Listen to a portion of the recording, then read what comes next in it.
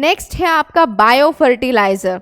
Bio fertiliser में क्या है, फर्टिलाइजर हमें क्या चाहिए, फर्टिलाइजर क्या प्रोवाइड करता है, mostly NPK, nitrogen potassium and phosphate. तो ऐसे में जो नाइट्रोजन प्रोड्यूसिंग या फिर नाइट्रोजन फिक्सिंग जितने भी बैक्टीरिया है, जितने भी आपके particular multi cellular unicellular organisms की जो स्पीशीज है, उनका अब हम कहाँ यूज़ कर रहे हैं, बायोटेक्नोलॉजी की हेल्प से। सो बायो फर्टिलाइजर्स हमें क्या प्रोवाइड करते हैं कि हम जो अभी केमिकल यूज़ कर रहे हैं फर्टिलाइजर्स का, NPK का जो सिंथेटिक सोर्स हम प्लांट को प्रोवाइड कर रहे हैं, उसे हम किससे रिप्लेस कर रहे हैं, किसी बैक्टीरिया से, किसी यूनिसेल्युलर अलगी से रिप्लेस करें। तो अब यहाँ पर होता क्या है कि बैक्टीरिया कौन से, राइजोबियम, एजोटोबैक्टर, नॉस्टॉक, एनाबिना जैसे को जो आपके बैक्टीरिया की स्पीशीज है, और कुछ प्लांट्स भी है जैसे अजोला, ये यूजुअली आपकी अलगी होती है।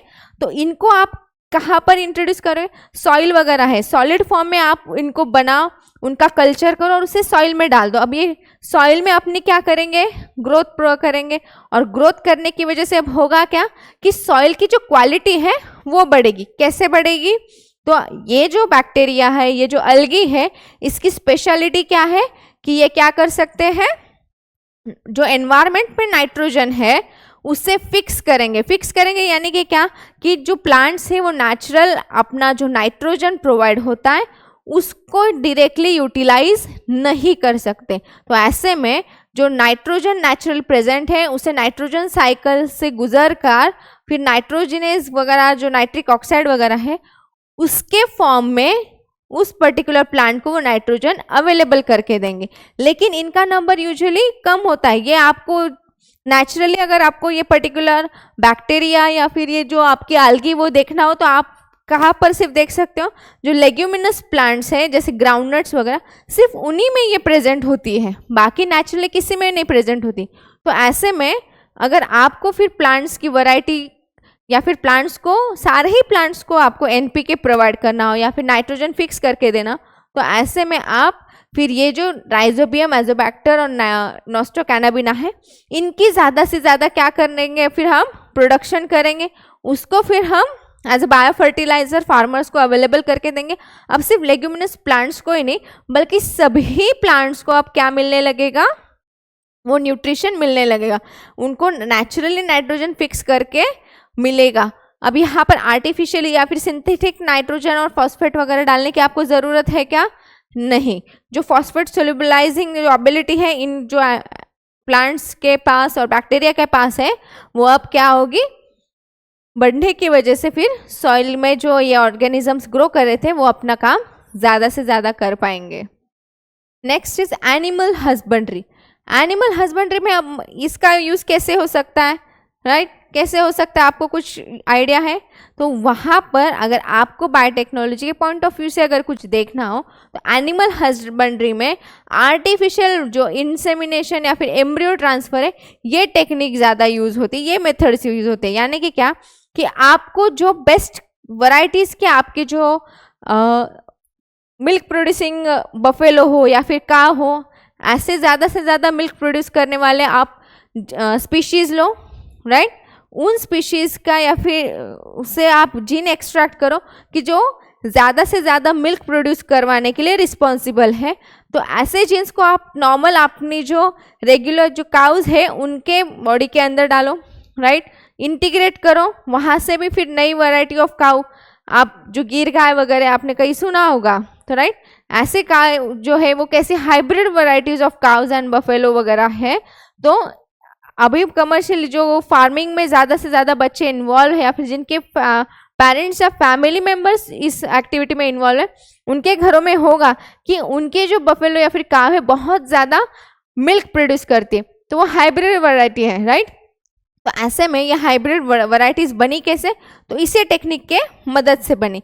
लेकिन ऐसे में भी जब अगर आपको नेचुरल वे में अगर कंसीव न हो, इतना सारा झंझट करने के बजाय अब नई मेथड क्या, artificial insemination and embryo transfer, कि वो जो पर्टिकुलर फीमेल काव या फिर बफेलो होती है उसमें रेडीमेड लैबोरेटरी में कल्चर किया गया है, जो एम्ब्रियो है वो एज इट इज़ उसके बॉडी के अंदर ट्रांसफ़र कर दिया जाता है। ये जो मेथड है कमर्शियली यूज होती है ज़्यादा से ज़्यादा काव या फिर एनिमल्स को प्रोड्यूस करने के लिए। अब कौन से एनिमल्स यूजुअली, क्यों हम ये एनिमल्स के नंबर बढ़ाएंगे, क्योंकि हमें सपोज मिल्क चाहिए, मीट चाहिए या फिर वूल वगैरह, एनिमल्स से जो चीज़ें हमें चाहिए होती है या फिर जो एनिमल्स के प्रोडक्ट्स हम यूज़ करते हैं, तो उन एनिमल्स के प्रोडक्ट यूज़ करने के लिए हमें फिर क्या चाहिए, ज़्यादा से ज़्यादा फिर वो उतने एनिमल्स भी चाहिए। फिर उन एनिमल्स को हम कैसे ग्रो करेंगे, नेचुरली अगर उनकी लाइफ बहुत कम है, लाइफ एक्सपेक्टेंसी, या फिर उनका जो नेट प्रोडक्शन वगैरह है वो अगर कम होगा, तो उसको बढ़ाने के लिए फिर हम ये मेथड से क्या करेंगे, फिर उनके नंबर्स बढ़ाएंगे। जिसकी वजह से होगा क्या कि हमें मिल्क ज़्यादा मिलेगा, मीट ज़्यादा मिलेगा, वूल वगैरह ज़्यादा मिलेगा। तो यहाँ पर आर्टिफिशियल इंसेमिनेशन और एम्ब्रियो ट्रांसफर की मेथड्स ज़्यादा से ज़्यादा यूज होती है। नेक्स्ट है ह्यूमन हेल्थ। ह्यूमन हेल्थ के पॉइंट ऑफ व्यू से ये पर्टिकुलर टेक्निक हमें कैसे हेल्प कर सकती है कि पहले तो हम क्या करेंगे, स्पेसिफिक जीन को आइडेंटिफाई करेंगे। कौन से जीन को, कि डिसीज कौन सा कॉज कर रहा है, राइट। तो यहाँ पर क्या है कि यूजुअली ह्यूमन हेल्थ के पॉइंट ऑफ व्यू से अगर सोचोगे तो ह्यूमंस को ज़्यादा से ज़्यादा क्या हो सकती है, डिसीज़ वगैरह हो सकती है, राइट। तो ऐसे में अगर हम डिसीज़ हो रहा है, तो डिसीज़ होने के बाद हमें कुछ चेंजेस आ रहे हैं, तो ऐसे में बायोटेक्नोलॉजी की मदद से हम जीन को आइडेंटिफाई करेंगे, उसे डायग्नोस करेंगे कि वो डिसीज़ हुआ क्यों है, क्या ऐसा ह्यूमन बॉडी में चेंज आ गया कि जिसके वजह से उसे वो डिसीज़ हो रहा है। फॉर एग्जाम्पल अगर आप डायबिटीज़ को कंसिडर करोगे मोस्ट कॉमनली, तो डायबिटीज़ में होता क्या है कि इंसान का इंसुलिन प्रोडक्शन बंद हो जाता है बहुत। एक तो वो इंसान की बॉडी इंसुलिन कम बनाएगी या फिर बनाएगी ही नहीं। तो यहाँ पर होता क्या कि इंसुलिन जो पैनक्रियाटिक की जो सेल्स है, पैनक्रियाटिक सेल्स में जो बीटा चेन्स होती है, स्पेसिफिक अल्फा और बीटा चेन्स, दो तरीके की चेन्स होती है, वहाँ पर बीटा चेन किसके लिए रिस्पॉन्सिबल है, इंसुलिन के प्रोडक्शन के लिए। लेकिन बीटा चेन के एब्सेंस में या फिर उसमें कुछ चेंज होने की वजह से वो इंसुलिन नहीं प्रोड्यूस कर पाता। तो ऐसे में अगर आप इस पर्टिकुलर जीन को रिकॉग्नाइज कर दो कि जो इंसुलिन के बीटा चेन को बनाने के लिए रिस्पॉन्सिबल है, तो फिर आप उसमें चेंजेस करके आपके क्या कर सकते हो, हेल्थ को बढ़ा सकते हो या फिर अच्छा कर सकते हो। फिर कुछ डिसीजेस वगैरह जो है, एड्स वगैरह के डिसीजेस के डायग्नोसिस के लिए, डेंगू वगैरह की जो डिसीजेस उसके डायग्नोसिस के लिए कुछ ही समय में आप उसके डायग्नोसिस कुछ ही समय में आप उसको डायग्नोस कर सकते हो। किसकी हेल्प से, बायोटेक्नोलॉजी के जो नए नए मेथड्स आए उसके हेल्प से। कोई अगर आपका इन्फेक्शन वगैरह भी हुआ हो पर्टिकुलर बैक्टीरिया का या फिर किसी ही भी अदर इन्फेक्टिव ऑर्गेनिज्म का, तो उसको भी आप यूजुअली सैंपल्स भेजते हो। तो सैंपल्स भेजने के बाद वहाँ पर डायग्नोसिस होता है कौन सा ऑर्गेनिज्म है, कैसे हुआ, फिर उस डायग्नोसिस में इस पर्टिकुलर टेक्निक की हेल्प होती है। अब वो हेल्प होगी कैसे कि आप में अगर कोई बाहरी इंडिविजुअल या फिर पैथोजन चला गया है, तो आपकी बॉडी क्या प्रोड्यूस करती है, एंटीबॉडी प्रोड्यूस करती है। अगर आपके ब्लड में अगर कोई स्पेसिफिक टाइप के एंटीबॉडीज मिल रहे, मतलब आपको क्या हुआ है, वो पर्टिकुलर डिसीज हुआ है या फिर इन्फेक्शन हुआ है। तो एंटीबॉडीज की स्टडी करने से आपको क्या पता चल जाता है कि हाँ, आपको कोई ना कोई डिसीज या फिर पैथोजेनिक इन्फेक्शन हुआ है। फिर वो कौन सा हुआ है, क्या हुआ है, उन एंटीबॉडीज का आगे स्टडी करके आप पता लगा सकते हो। Next is vaccines and vaccination. अब स्पेसिफिक ह्यूमन और हेल्थ में अलग अलग तरीके से ये टेक्नोलॉजी कैसे हेल्प कर सकती है, क्या क्या कर सकती है, डिसीज़ को कैसे पहचान सकती है या फिर डिसीज़ कॉज करने के लिए जो जीन था उसको कैसे पहचान सकती है, कैसे आपको कोई पर्टिकुलर पैथोजन इन्फेक्ट कर दिया, वो इन्फेक्शन कैसे पहचान सकते हैं। भाई हम एक एक डिस्कस करेंगे, जिसमें पहला है आपका वैक्सीन्स एंड वैक्सीनेशन। अब यहाँ पर वैक्सीन क्या है, आपका एंटीजन है। एंटीजन यानी कि क्या, कोई स्पेसिफिक फॉरेन बॉडी ही है, लेकिन अब वो बॉडी आप कैसे इंट्रोड्यूस कर रहे हैं पर्टिकुलर इंडिविजुअल के बॉडी में, सेमी किल्ड या फिर हाफ किल्ड वो पर्टिकुलर ऑर्गेनिज्म जो था, सेमी किल्ड या कंप्लीटली किल्ड। सेमी किल्ड या कंप्लीटली किल्ड वो ऑर्गेनिज्म लोगे आप, फिर उस ऑर्गेनिज्म को आप एज इट इज एक हेल्दी इंडिविजुअल में इंजेक्ट करोगे, जिसकी वजह से होगा क्या, एंटीबॉडी का रिस्पॉन्स जनरेट होगा, और वो पर्टिकुलर एंटीबॉडी का रिस्पॉन्स जनरेट होने की वजह से, ये तो वैसे भी कंप्लीटली किल्ड थे या फिर हाफ किल्ड जो ऑर्गेनिजम्स थे, पर्टिकुलर डिसीज कॉजिंग ऑर्गेनिज्म, या फिर वायरस हो सकता है, बैक्टीरिया हो सकता है, कुछ भी हो सकता है। अब इसके हम आधे उनको किल करके बॉडी में डालेंगे या फिर कंप्लीटली किल करके डालेंगे। अब बॉडी को इन्फेक्शन होगा क्या, नहीं, लेकिन बॉडी को क्या मिलेंगे, सिग्नल मिलेंगे, हाँ हमारे बॉडी में कुछ तो फॉरेन चीज आ गई। और एक बार हमारे बॉडी ने अगर ये रिकॉग्नाइज कर दिया कि हमारे बॉडी में कोई फॉरेन चीज आई है, जिसे हम बायोलॉजिकल टर्म में एंटीजेन कहते हैं, इनको आप क्या कहोगे, अगर ये एंटीजन गया है तो उसके रिस्पॉन्स में फिर क्या बनेगा, उसके रिस्पॉन्स में बनेगा एंटीबॉडी। फिर अभी ये एंटीबॉडी क्या करेगी, इस एंटीजन को किल करने लगेगी, धीरे धीरे करके किल करने लगेगी। फिर ये जो पर्टिकुलर हाफ किल्ड या फिर कंप्लीटली किल्ड जो होते हैं, उससे आप क्या कहते हो, वैक्सीन्स कहते हो, and the process is known as vaccination. लेकिन पहले ज़माने में होता क्या था कि अगर आप इस तरीके से कोई ऑर्गेनिज्म बॉडी के अंदर, हेल्दी इंडिविजुअल के अंदर डाल रहे हो, तो ऐसे में उसे वो डिसीज होने के चांसेस हो जाते हैं, वो डिसीज होने से पहले। नॉर्मल अगर ये जिंदा वाले ऑर्गेनिजम्स हो गए तो डेफिनेटली वो इन्फेक्शन कॉज करे, उसके रिस्पॉन्स में बॉडी एंटीबॉडीज वगैरह बना रहे। लेकिन अगर इसका इन्फेक्शन का जो रेट है हाई है, तो ऐसे में दिक्कत किसे होगी, वो हेल्दी इंडिविजुअल को डिसीज होकर फिर वो सीवियर केसेस में उसकी डेथ भी हो सकती। तो जब अर्ली डेज में वैक्सीनेशन प्रोड्यूस किए जा रहे थे, अलग अलग साइंटिस्ट इनमें इन्वॉल्व थे, हमें पूरा उसमें डीप में नहीं जाना, हमें सिर्फ कॉन्सेप्ट समझने बायोटेक्नोलॉजी के पॉइंट ऑफ व्यू से। तो हमें सिर्फ यहाँ पर ध्यान क्या रखना है कि वैक्सीन जब बनाया गया था, तो पहले ज़माने में वैक्सीन जब बनाए गए तो उसमें सिर्फ एज इट इज़ ऑर्गेनिज्म को जो डिसीज कर रहा था, उस ऑर्गेनिज्म को आधा मार डाल दिया जाता था, या फिर उसे कंप्लीटली किल करके सिर्फ सिग्नल देने के तौर पर, सिग्नल देने का कोई इंडिविजुअल के तौर पर या फिर कंपोनेंट के तौर पर उसे हेल्दी इंडिविजुअल्स पहले से इनकॉर्पोरेट करके रखता था। अब यूजुअली हमारी बॉडी रिस्पॉन्स कैसे करती है इन एंटीजन को, कि पहले तो जो एंटीजन आए अगर कम है तो उन्हें कंप्लीटली किल कर देगा, और फिर अलग तरीके की मेमोरी टी सेल्स नाम की सेल्स होती है हमारी बॉडी में, कि वो मेमोरी बनाएगी कि हाँ हमारे बॉडी में अगर फिर से ऐसा कोई एंटीजन है तो हमारे पास एंटीबॉडीज पहले से होती है। पहले टाइम जब इन्फेक्शन होता है तब नई से एंटीबॉडीज बनाई जाती है, उस एंटीजन को किल किया जाता है। सीवियर केस अगर ना हो तो वो आदमी ठीक हो जाता है, लेकिन अगर ठीक नहीं हुआ तो उसकी डेथ भी कुछ कंडीशंस में अगर जल्दी से रिकॉग्नाइज नहीं किया तो हो सकते। लेकिन हम ऐसा कंसिडर करते कि उसको इन्फेक्शन हुआ था, उसकी बॉडी एंटीबॉडीज बनाने के लिए कैपेबल थी, उसने एंटीबॉडीज बनाकर उसे क्या कर दिया, कंप्लीटली किल कर दिया। और नेक्स्ट टाइम अगर ये फिर से इन्फेक्शन हुआ भी, अब उसके पास क्या है, उसकी मेमोरी है कि हाँ इस पर्टिकुलर टाइप का ये बैक्टीरिया है, इसने हमें ये डिसीज कॉज किया था, अगर फिर से आए तो हम इसे क्या करेंगे, अटैक करेंगे। तो ऐसे में मेमोरी टी सेल्स उसकी मेमोरी बनाकर हमारी बॉडी में रखती है। लेकिन अभी अगर आप देखोगे, बच्चे जब छोटे होते हैं, start from the second day of birth हमें वैक्सीनेशन देना स्टार्ट कर देते। तो अब यहाँ पर वैक्सीनेशन कैसे देते, इस ऑर्गेनिजम्स के अब हाफ किल्ड या कंप्लीटली किल्ड पार्ट नहीं डालते, यूजुअली उनके प्रोटीन्स डालते हैं सिग्नल्स के तौर पर। प्रोटीन्स को इंजेक्ट किया जाता है जो कि हमें सिग्नल्स देते हैं कि हाँ ये पर्टिकुलर डिसीज है। हमारे अंदर तो लाइव ऑर्गेनिज्म नहीं गया, मतलब हमें वो डिसीज नहीं होता, लेकिन हमारी बॉडी में एंटीजन के तौर पर, वैक्सीन के तौर पर क्या गए, सिग्नल गए।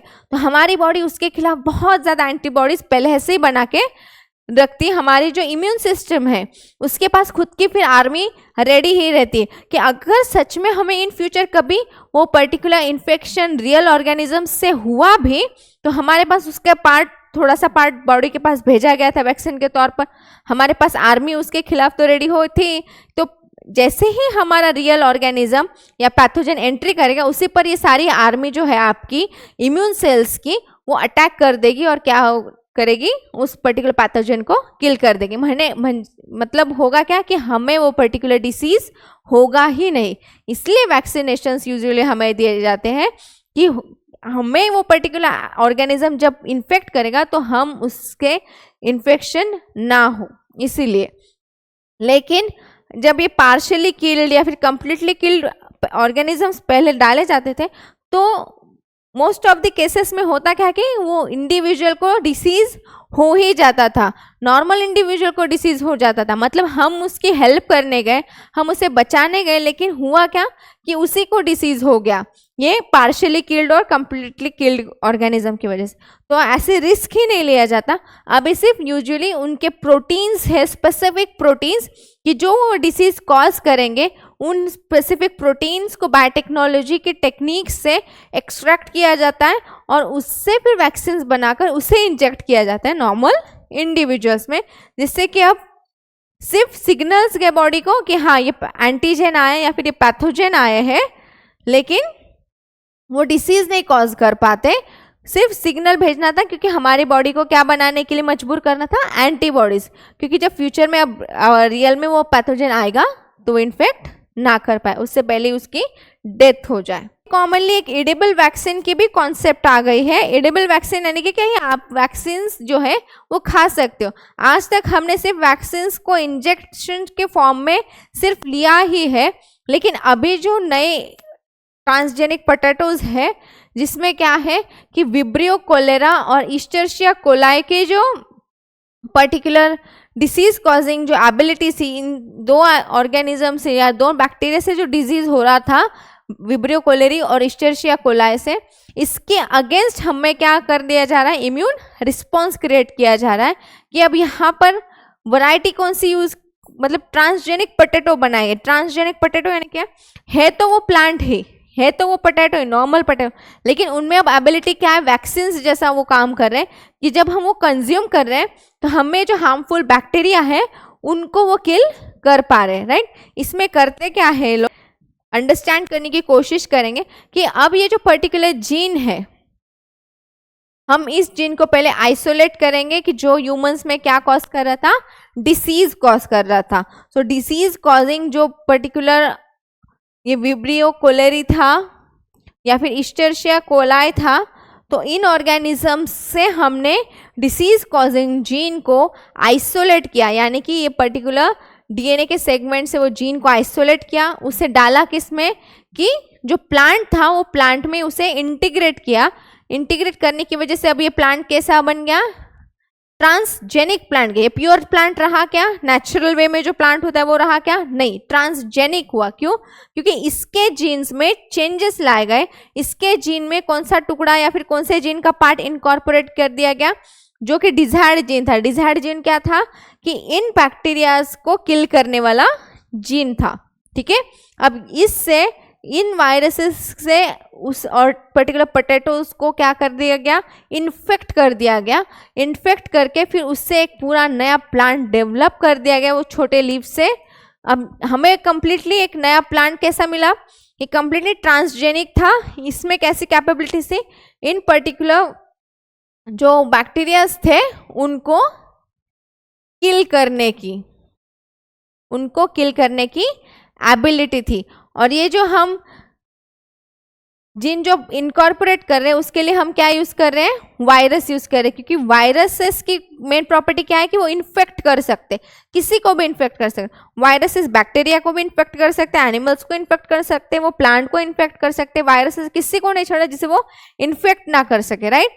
तो अगर आप वायरसेस में ऐसे पर्टिकुलर आपको जो कैरेक्टर चाहिए जो आप एनिमल्स में या फिर प्लांट्स में देखना चाहते हो, उस कैरेक्टर के जीन्स को अगर आप लोगे और वायरसेस में डाल दोगे उनका, क्योंकि डीएनए बहुत सिंपल होता है, छोटा सा होता है, राउंड फॉर्म में डीएनए होता है, सर्कुलर डीएनए। तो ऐसे में अगर उसमें वो आप जीन का टुकड़ा डाल रहे हो, तो वायरसेस की नेचुरल प्रॉपर्टी क्या है कि वो किसी को भी क्या कर सकते हैं, इन्फेक्ट कर सकते हैं। अब यहाँ पर ट्रांसजेनिक वायरस आपने बना दिया। ट्रांसजेनिक क्यों, क्योंकि उसमें नेचुरल उसके जीन्स के अलावा और कौन से जीन्स होते हैं जो पर्टिकुलर आपको चाहिए थे, डिजायर्ड जीन, यानी कि इन बैक्टीरिया को किल करने वाला जो जीन चाहिए था उसको आपने डाला। अब ये वायरस से जाके अफेक्ट किसको करेगा, पोटैटो की लीव्स को। पोटैटो की लीव्स को अफेक्ट करने के बाद उसमें अब क्या हो गए, ये सारे वायरसेस के नए जनरेशन्स तैयार हुई, वहाँ पर बहुत सारे वायरसेस तैयार हो गए। अब इन जो इन्फेक्टेड वायरसेस के जो लीफ था इसको आपने टिश्यू कल्चर की हेल्प से क्या बनाया, इस लीफ से, टिश्यू कल्चर की हेल्प से आपने इस लीफ से कुछ सेल्स उठाई, ठीक है, कुछ सेल्स उठाई। अब आपने इस सेल्स को किसके लिए भेजा, टिश्यू कल्चरिंग के लिए भेजा। और हमने पहले ही इस चैप्टर के स्टार्टिंग में ही कल पढ़ा था कि टिश्यू कल्चर में होता क्या है कि आप बॉडी के कौन से भी प्लांट के सेल्स लो, प्लांट बॉडी के कौन से भी सेल्स लो, हर एक के पास एबिलिटी होती है पूरा प्लांट नया बनाने की। तो ऐसे में जो लीव्स थे, उन इन्फेक्टेड लीव्स थे, उनके कुछ सेल्स को आपने लिया और उससे कंप्लीटली न्यू प्लांट बनाया। लेकिन अब ये प्लांट कैसा रहेगा, इसके पास क्या रहेगा, जो पैथोजन से लड़ने वाला जो जीन था वो रहेगा, क्योंकि इसके जो सारी सेल्स है, इस प्लांट की जो सारी सेल्स है किससे आई थी, इन्फेक्टेड जो लीफ का जो सिंगल सेल या फिर जो सैंपल सेल्स लिए थे आपने, उसको आपने कैलस के फॉर्म में कन्वर्ट किया। कैलस में फिर हार्मोन्स डाले, हार्मोन्स डालने के बाद रूट शूट तैयार हुआ, उससे आपको एक पूरा प्लांट मिला। अब ये प्लांट के सारे सेल्स के पास कैसा जीन गया, आपके जो ट्रांसजेनिक जीन्स थे वायरस के वो चले गए। इसके खुद के पास अब कैसे एबिलिटी आ गई, इन दो बैक्टीरिया को मारने की आ गई। फिर इसके जो पोटैटोज, इसके जो फ्रूट्स वगैरह थे, अब इनको अगर आप रॉ फॉर्म में कंज्यूम कर रहे हो तो आपको क्या, आपके पास क्या आ रही है, इम्यूनिटी आ रही है। आपके पास क्या आ रही है, इम्यूनिटी आ रही है, किसके अगेंस्ट, उन पैथोजेंस के अगेंस्ट। कौन से पैथोजेंस, विब्रियो कोलेरी और इश्चर्शिया कोलाई के अगेंस्ट। नेक्स्ट ट्रीटमेंट में अगर आप कंसिडर करो तो ट्रीटमेंट में होता क्या है कि जो डिसीजेस है जैसे कि इंसुलिन वगैरह का या फिर ग्रोथ हार्मोन है, अगर उनकी कमी या फिर उनका प्रोडक्शन बॉडी में लेस हो रहा है तो उनके प्रोडक्शन को बढ़ाने के लिए आप आर्टिफिशियली ये सारी जो चीज़ें हैं या फिर वो जो हार्मोन्स वगैरह है, वो जो फैक्टर्स है, वो जो केमिकल्स लगते हैं जो ये काम कर रहे हैं नेचुरली आपकी बॉडी में इंसुलिन बनाने का वगैरह, या आर्टिफिशियली आप बनाकर पेशेंट्स को दे सकते हो। आज के ज़माने में इंसुलिन प्रोडक्शन बहुत ज़्यादा पीक पर है। क्यों? क्योंकि ज़्यादा से ज़्यादा पॉपुलेशन किससे अफेक्ट हो रहा है, डायबिटीज से। Change in lifestyle is responsible for such kind of diseases. Lifestyle change होने की वजह से ऐसे डिसीजेस हो रहे हैं। तो ऐसे में उनके जो इंसुलिन प्रोडक्शन वगैरह बॉडी नहीं कर पा रहे तो आप बाहर से उनको वो प्रोवाइड कर रहे। तो बाहर से अगर प्रोवाइड करना है तो यहाँ पर रोल किसका आता है, बायोटेक्नोलॉजी का ही आता है कि आप सिंथेटिकली ये सारे केमिकल्स बॉडी में जो बनते हैं या फिर जो पर्टिकुलर हार्मोन्स बनते हैं उनको आर्टिफिशियली बनाकर उन इंसानों को, उन पेशेंट्स को दे सकते हो। नेक्स्ट है इंटरफेरॉन्स। इंटरफेरॉन्स क्या है, ये किस चीज़ का ग्रुप है, प्रोटीन्स मॉलिक्यूल्स का ही एक छोटा सा ग्रुप है जो कि क्या कर रहा है कि आपके जो वायरल डिसीजेस हैं उनको किल करने के लिए बनाया जा रहा है। ठीक है, यहाँ पर होता क्या है कि इंटरफेरॉन्स जो है, इंटरफेरॉन्स कुछ ऐसे प्रोटीन्स होते हैं हमारे बॉडी में जो वायरसेस के अगेंस्ट क्या करें, एक्ट करें, वायरल डिसीजेस को किल करने के लिए या फिर वायरल डिसीजेस को ट्रीट करने के लिए हमारी बॉडी ऐसे, हमारे बॉडी में हम स्पेसिफिक स्मॉल टाइप्स के प्रोटीन्स इनकॉर्पोरेट करते हैं जिसे इंटरफेरॉन्स बोलते हैं, जो इन वायरसेस को वो क्या करता है, किल करता है। ठीक है, यहाँ पर यूज होने वाला जो पर्टिकुलर आपका ऑर्गेनिज्म है वो कौन सा है, transgenic E coli. Transgenic E coli is used for production of interferons. अगर आपको इंटरफेरॉन्स बनाने हैं तो इंटरफेरॉन्स या फिर ये स्पेसिफिक टाइप के प्रोटीन्स जो बनाने, उसको यूज बनाने के लिए ईस्चर्शिया कोलाई का यूज किया जाता है। ठीक है, next is gene therapy. Gene therapy किसके लिए, जो कि आपके जो जेनेटिक डिसऑर्डर्स है, फॉर एग्जांपल आपका फिनिलकीटोन्यूरिया वगैरह है, कि जहाँ पर आपके जो हिपैटोसाइट्स है उसमें कुछ जेनेटिक चेंजेस आता है कि आपके जो यूरिया है या फिर यूरिन फॉर्मेशन है उसमें चेंज आता है। यहाँ पर सिर्फ एग्जाम्पल के तौर पर हमने फिनिलकीटोन्यूरिया को देखा है कि ये जो डिसीजेस है कि जहाँ पर ब्लैक यूरिन फॉर्म होती है, तो यहाँ पर ये यूरिन क्यों तैयार होती है कि लीवर के फंक्शनिंग में थोड़ा सा, लीवर सेल्स के फंक्शनिंग में क्या आता है, प्रॉब्लम आता है। तो यहाँ पर हम जीन थेरेपी जो है ऐसे डिसऑर्डर्स, जेनेटिक डिसऑर्डर्स को ट्रीट करने के लिए यूज कर सकते हैं कि यहाँ पर होता क्या है, जो आपके सोमैटिक सेल्स हैं, जो आपके सोमैटिक या फिर बॉडी की सेल्स हैं, उनमें चेंजेस लाते हैं और फिर इस पर्टिकुलर डिसीज को ट्रीट करते हैं। ये थोड़ी महंगी टेक्निक है, यहाँ पर थोड़ा सा एक्सपेंस ज़्यादा लगता है, लेकिन श्योरिटी जो है ऑर्गेनिजम्स को ट्रीट होने की बहुत ज़्यादा होती है, क्योंकि यहाँ पर आप जो जीन है उसी को अफेक्ट कर रहे हो, उसी को चेंज कर रहे हो या फिर रिप्लेस कर रहे हो। और एक बार अगर हेल्दी जीन चला गया, अफेक्टेड जो जीन था उसके जगह पर, तो जाहिर सी बात है वो ऑर्गेनिज्म फिर से नॉर्मली क्या करने लगेगा, अपना काम करने लगेगा। इसीलिए ऐसे केसेस में अभी के लिए जीन थेरेपी बहुत ज़्यादा यूज़ होने वाली थेरेपी है अब्रॉड केसेस में, अब्रॉड कंट्रीज़ में, कि जहाँ पर जो जेनेटिक डिसऑर्डर्स है उसको पूरा क्योर किया जा सकता है। रिप्रोडक्टिव क्लोनिंग, हम पहले यहाँ पर क्लोनिंग में पहला वाला पॉइंट पढ़ेंगे जो कि है रिप्रोडक्टिव क्लोनिंग। अब नॉर्मल कंडीशन में अगर आप रिप्रोडक्शन देख रहे हो तो उसमें क्या है, मेल है और एक फीमेल है। फीमेल मेल गैमेट है आपका क्या, स्पर्म, मेल फीमेल गैमेट है आपका ओवा, और मेल गैमेट क्या है आपका स्पर्म। इनकी कंडीशन कैसी है, हैप्लॉइड, और इनके फ्यूजन से फिर क्या बन रहा है, एक डिप्लॉइड सेल बन रही है जिसको आप क्या कहते हो, जाइगोट। अब ये सिंगल सेल जो है जाइगोट, इसके डिवीजन रिडिवीजन से मतलब यहाँ पर जाइगोट में माइटोटिक डिवीजन होकर एक कंप्लीट नया इंडिविजुअल बन रहा है, एक नया ऑर्गेनिज्म बन रहा है। ये नॉर्मल कंडीशन में है, राइट। लेकिन जब हम रिप्रोडक्टिव क्लोनिंग पढ़ रहे हैं तो यहाँ पर आप कर क्या रहे हो, यहाँ पर सिर्फ फीमेल के एक सेल को यूज कर रहे हो, ठीक है, फीमेल के एक सेल को यूज कर रहे हो। क्यों, क्योंकि इसके पास क्या पोटेंशियल है, ये माइटोटिक डिवीजन करके कंप्लीट ऑर्गेनिज्म बना सकती। अब यहाँ जो ये एक सेल यूज कर रहे हो वो कैसे यूज कर रहे हो आप, ई न्यूक्लिएटेड क्या, यानी कि इसकी जो सेल है उसमें से ये जो न्यूक्लियस है उससे आप कंप्लीटली क्या कर रहे हो, रिमूव करें। ई न्यूक्लिएटेड यानी कि क्या, न्यूक्लियस इज रिमूव्ड, ओके। तो ई न्यूक्लिएटेड सेल आप लोगे, वो कौन सी वाली होगी, फीमेल की एक सेल होगी, फीमेल गैमेटिक सेल। वो कौन सी होती है, एग, या फिर आप उसे कॉमनली क्या कहोगे, ओवम कहोगे। अब इस ओवम में आप कौन सा न्यूक्लियस डालोगे, जो आपकी सोमैटिक सेल है, ठीक है।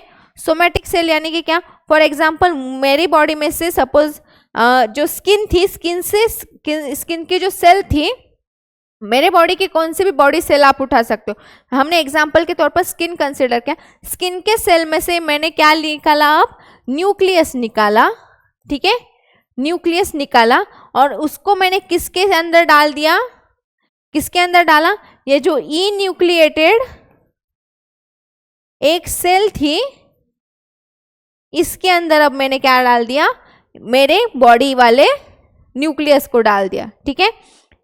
बॉडी सेल जो थी उसमें से मैंने पूरा सेल को डिस्कार्ड कर दिया, सिर्फ वहां से मैंने क्या उठाया, न्यूक्लियस को उठाया, और उसे डाला किसके अंदर, जो अपनी ओवम थी, एक सेल थी, फीमेल की एक सेल थी, यानी कि ओवम था, उसके अंदर डाल दिया, और उसको जो नेचुरल न्यूक्लियस था उस ओवम का उसे हमने निकाल दिया, ई न्यूक्लिएट कर दिया, उस सेल को एम्प्टी कर दिया, उसमें कोई भी जेनेटिक मटेरियल नहीं रखा। अब उसके पास उसका खुद का न्यूक्लियस नहीं था, उसे न्यूक्लियस चाहिए, अब हमने उसे किसका न्यूक्लियस प्रोवाइड किया, जो सोमैटिक सेल थी, जो बॉडी की सेल्स थी, उसके न्यूक्लियस को अब उसमें डाल दिया। अब यहाँ पर फिर वो सेल फिर से कैसे बन गई, डिप्लॉइड बन गई। क्यों, क्योंकि अब इसके पास मेल वाला गैमेट था क्या, मेल वाले गैमेट का न्यूक्लियस था क्या, नहीं। यहाँ पर इसे गैमेट की यहाँ पर न्यूक्लियस उसे किसका मिला, मेरे बॉडी के सोमैटिक सेल का, मतलब बॉडी की कौन सी भी पार्ट के मैंने कौन सी भी एक सेल उठाई, उसके अंदर का न्यूक्लियस अब मैंने इस सेल में डाल दिया। कंडीशन कैसे बन गई, फिर से डिप्लॉइड। अब ये जो सिंगल नई सेल बनी कि जहां पर जो न्यूक्लियस था वो बॉडी वाले यानी कि सोमैटिक सेल का था, और जो साइटोप्लाज्म था, सेल ऑर्गेनेली थे, पूरा जो सेल था, सेल कंपोनेंट्स थे, वो किसके थे, ओवम के थे। अब इन दोनों के फ्यूजन के बाद एक नया इंडिविजुअल तैयार होगा, फिर वो कैसा होगा, आपका क्लोन्ड ऑर्गेनिज्म होगा। इससे आप एक पूरा नया इंडिविजुअल बना सकते हो। लेकिन अब यहाँ पर आपको किसकी ज़रूरत नहीं पड़ी, स्पर्म की ज़रूरत नहीं पड़ी, उस एक सेल को फर्टिलाइज करने के लिए, क्योंकि फर्टिलाइजेशन हो रहा है यानी कि क्या हो रहा है, सिर्फ मेल प्रोन्यूक्लिया जाकर फ्यूज किसके साथ हो रहा है, फीमेल प्रोन्यूक्लिया के पास साथ फ्यूज हो रहा है, बाकी कुछ हो रहा है क्या, नहीं। फर्टिलाइजेशन में सिर्फ प्रोन्यूक्लिया या फिर जो न्यूक्लियस होते हैं मेल का और फीमेल का, वो क्या होते हैं, फ्यूज होकर एक नई सेल बनती है, डिप्लॉयड सेल बनती है, राइट। यही बेसिक कॉन्सेप्ट है फर्टिलाइजेशन की। तो यहाँ पर भी वैसा ही फर्टिलाइजेशन हुआ, लेकिन यहाँ पर स्पर्म के न्यूक्लियस का फर्टिलाइजेशन ना करते हुए हमने किसका फर्टिलाइजेशन किया, वहां पर न्यूक्लियस किसका इंट्रोड्यूस किया, सोमैटिक सेल का। क्या आगे चलकर फिर वही सेल डिवाइड करेगी, रीडिवाइड करेगी और क्या बनेगी, एक नया इंडिविजुअल बनाई। इसीलिए अभी के कंडीशन में स्पर्म के न्यूक्लियस की जरूरत नहीं, स्पर्म ना होने की वजह से भी या फिर उनके जो न्यूक्लियस है वो ना होते हुए भी आप एक कंप्लीट बॉडी, कंप्लीट ऑर्गेनिज्म बना सकते हो। नेक्स्ट है आपका थेराप्यूटिक क्लोनिंग। थेराप्यूटिक क्लोनिंग यहाँ पर होता क्या है, फिर से सोमैटिक सेल का आप क्या करोगे, न्यूक्लियस लोगे, उसे फ्यूज किसके साथ करोगे, ई न्यूक्लिएटेड एक सेल के साथ करोगे। लेकिन अब यहाँ पर क्या होगा, यहाँ पर होगा क्या कि आपके जो डिसीजेस है उसको ट्रीट करने के लिए अब यहाँ पर जीन थेरेपी के पॉइंट ऑफ व्यू से इसको यूज किया जाएगा, ठीक है। जीन थेरेपी के पॉइंट ऑफ व्यू से अब आपको बहुत सारी कॉपीज बनानी थी उस जीन की, राइट। तो जीन की कॉपीज आप कैसे बनाओगे, फिर इस फ्यूजन से बनाओगे कि जहां पर सोमैटिक सेल का न्यूक्लियस फ्यूज होगा एक सेल के अंदर, और एक सेल में फ्यूज होने की वजह से उस सेल के आप बहुत सारी कॉपीज बनाओगे। जितनी सेल्स उतना डीएनए, और जितना डीएनए मतलब उतनी जीन्स की कॉपी। अब बहुत सारे अगर आपको जीन, हेल्दी जीन्स मिल गए तो आप उसका यूज कहाँ पर करोगे, जीन थेरेपी के लिए करोगे, ठीक है।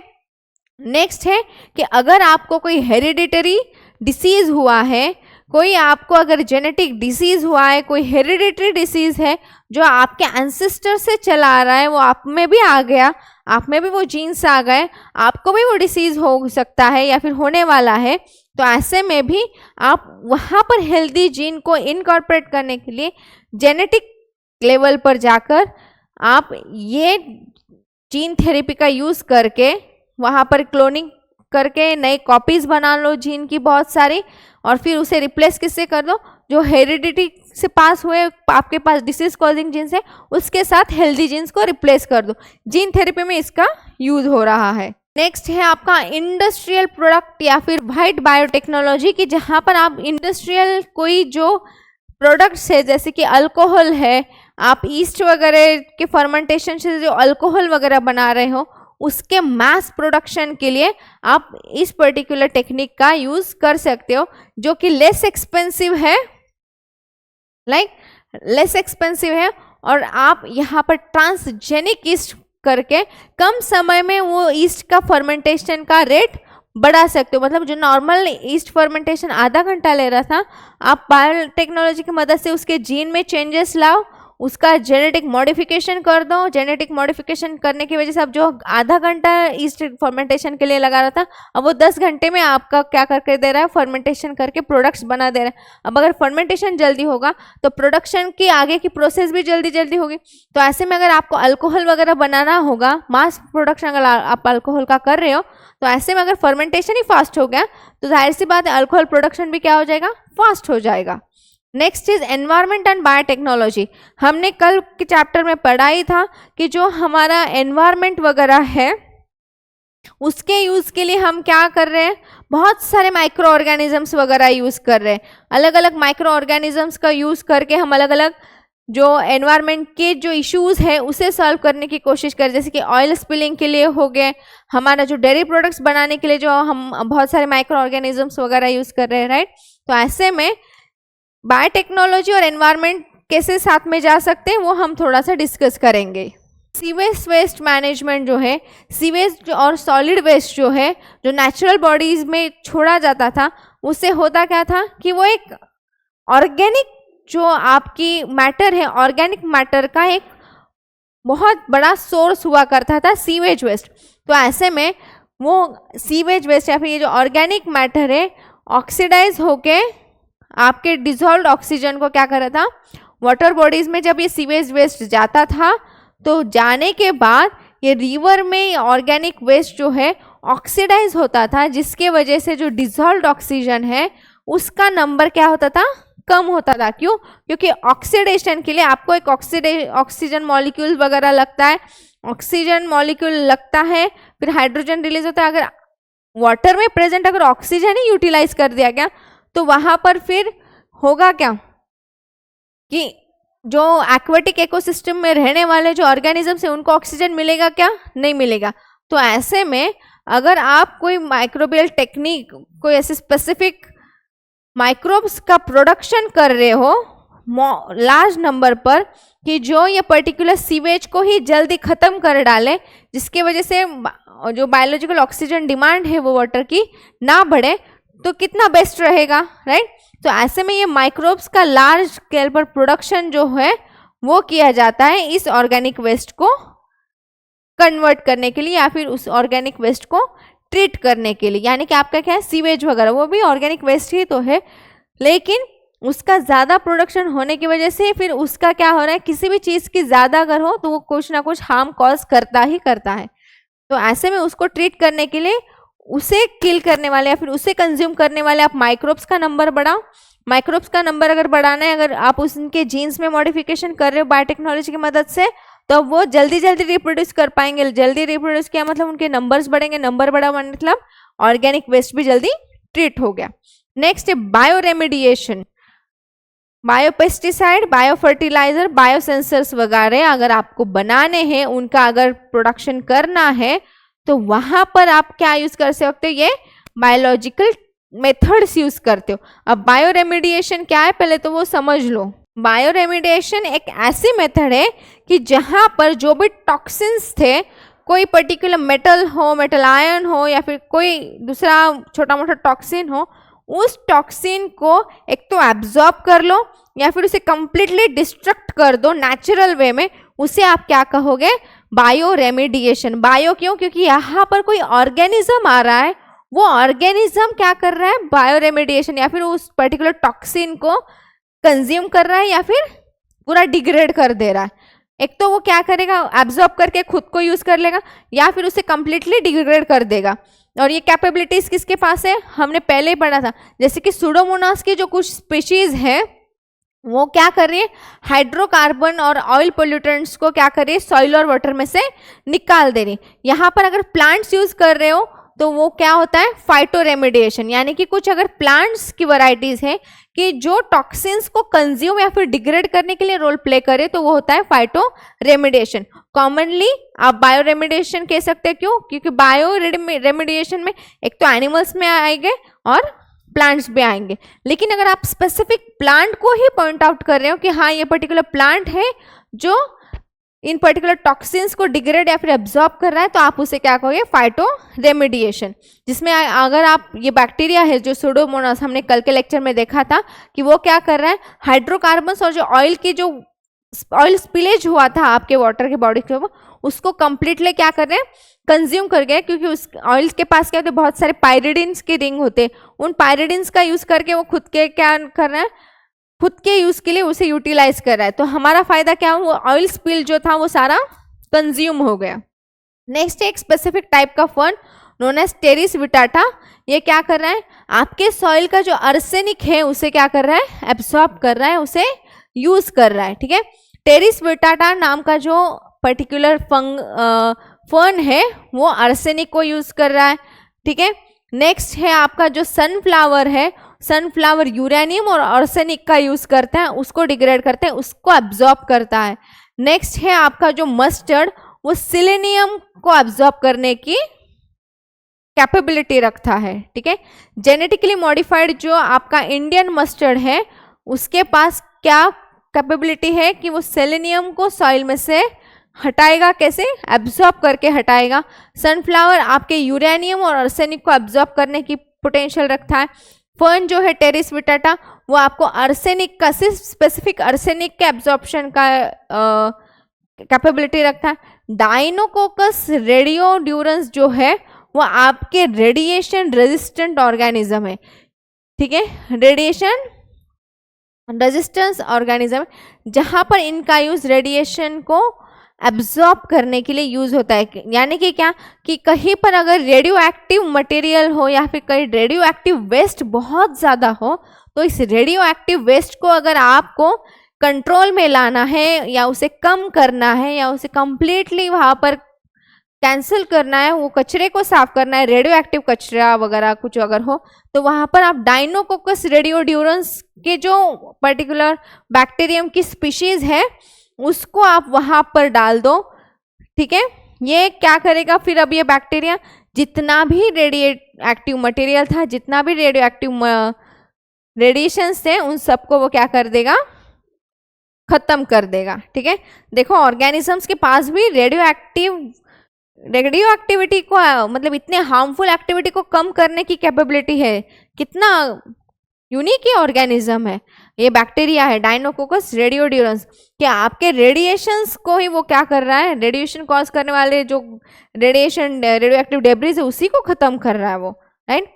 देन ग्रासेस लाइक अल्फाल्फा, क्लोवर, ये जो है वो फाइटो रेमेडिएशन के लिए यूज होते हैं। क्यों? क्योंकि यहाँ पर ये स्पेसिफिक प्लांट की स्पीशीज है, ये स्पेसिफिक प्लांट्स है क्लोवर, अल्फाल्फा, कि ये क्या करें, फाइटो रेमेडिएशन या फिर किसी भी केमिकल को एब्जॉर्ब करने की कैपेबिलिटी रखते हैं।